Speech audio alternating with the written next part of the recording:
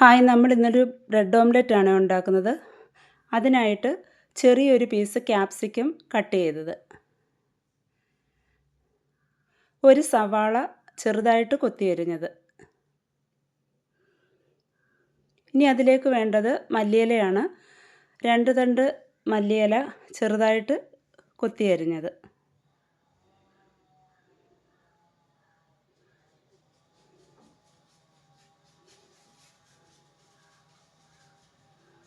ഇനി ഇതിലേക്ക് നമ്മൾ 3 മുട്ടയാണ് യൂസ് ചെയ്യുന്നത്. എത്ര മുട്ട വേണമെങ്കിലും ഉപയോഗിക്കാം. അതിനനുസരിച്ച് എല്ലാത്തിൻ്റെ ഇൻഗ്രീഡിയൻസിൻ്റെ അളവ് കൂട്ടണം.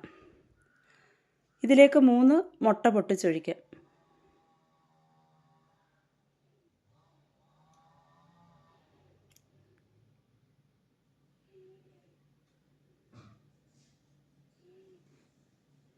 മൂന്ന് മുട്ട പൊട്ടിച്ചൊഴിച്ചതിന് ശേഷം ഇതിലേക്ക് വേണ്ടത് ഉപ്പാണ്.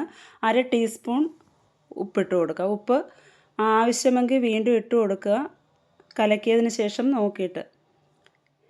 ഇനി ഇതിലേക്ക് 1/2 സ്പൂൺ കുരുമുളക് പൊടി ഇട്ട് കൊടുക്കുക.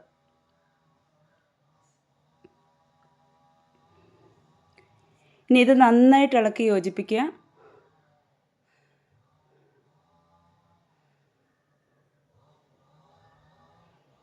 ഇളക്കി യോജിപ്പിച്ചതിന് ശേഷം ഉപ്പ് വേണമെങ്കിൽ വീണ്ടും ചേർത്ത് കൊടുക്കുക.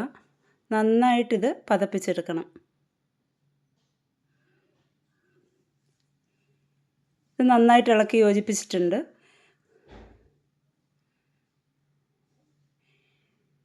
ഇനി ഇത് ഉണ്ടാക്കാനായിട്ട് നമുക്ക് ഗ്യാസിലൊരു പാൻ വെച്ചിട്ട് അതിലേക്ക് ബട്ടറോ നെയ്യോ ചേർത്ത് കൊടുക്കാം. ഞാനിവിടെ നെയ്യാണ് ചേർക്കുന്നത്.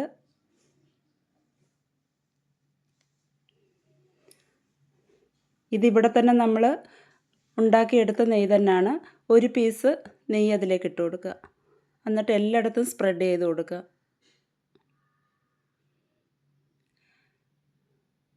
ആദ്യം തീ കൂട്ടി തന്നെ ഇടുക. നമ്മൾ ഇതൊഴിച്ചതിന് ശേഷം തീ കുറച്ച് കൊടുക്കുക, അല്ലെങ്കിൽ കരിഞ്ഞു പോവും. ഇതെല്ലാ സൈഡിലുമായിട്ട് സ്പ്രെഡ് ചെയ്ത് കൊടുക്കുക. അതൊന്ന് ചൂടായി വരുമ്പോഴത്തേക്ക് നമ്മൾ കലക്കി വെച്ചിരിക്കുന്ന ബാറ്റർ അതിലേക്ക് ഒഴിച്ചു കൊടുക്കുക.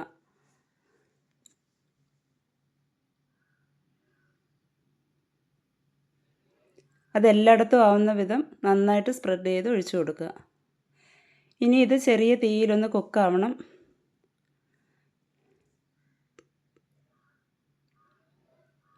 ഇപ്പോൾ ഇതുണ്ടാക്കാനായിട്ട് നമ്മൾ 2 ബ്രെഡാണ് എടുത്തിരിക്കുന്നത്.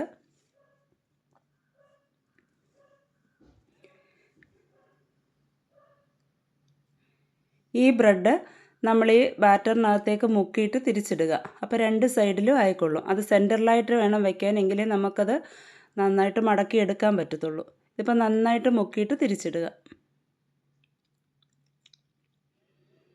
ഇങ്ങനെ മുക്കിയില്ലെങ്കിൽ നമ്മൾ ഈ കലക്കിയ ബാറ്ററിൽ ശകലം മാറ്റി വെച്ചിട്ട് ഇതിൻ്റെ പുറത്ത് തൂവി കൊടുത്താലും മതി.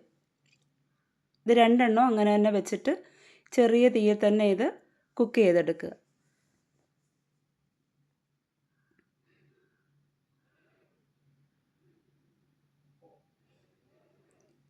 ഇതൊരുവിധം കുക്കായി വരുമ്പോൾ നമുക്കിതൊന്ന് ഒരടപ്പ് കൊണ്ട് അടച്ചു വെച്ച് വേവിക്കാം.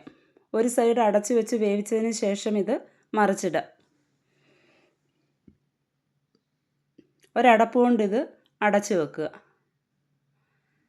തീ എന്നിട്ട് കുറച്ച് കൊടുക്കണം.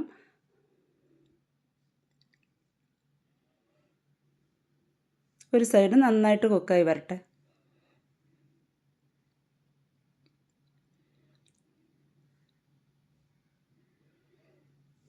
ഒരു സൈഡ് ഏകദേശം കുക്കായിട്ടുണ്ട്. നമുക്കിനി അടപ്പെടുത്ത് മാറ്റാം.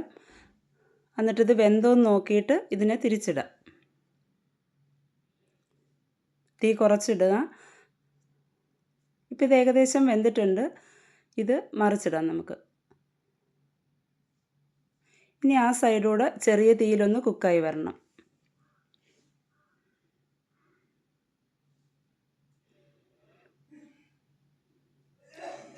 ഇതിപ്പം ഏകദേശം ഒന്ന് കുക്കായിട്ടുണ്ട്. ഇനി നമുക്ക് ഇടത് സൈഡിൽ നിന്ന് ഇങ്ങോട്ടും വലത് സൈഡിൽ നിന്നും മറിച്ചിടാം.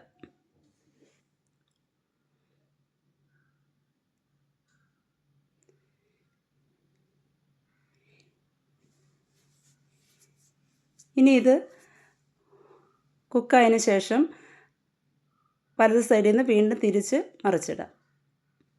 ഇപ്പോൾ ഇത് ഒരു സൈഡ് നന്നായിട്ട് കുക്കായിട്ടുണ്ട്. ഇതിലേക്ക് ബട്ടറോ മയോണൈസോ എന്ത് വേണമെങ്കിലും നമുക്ക് ആഡ് ചെയ്യാം. ഇനി ഇത് തിരിച്ചിടുക.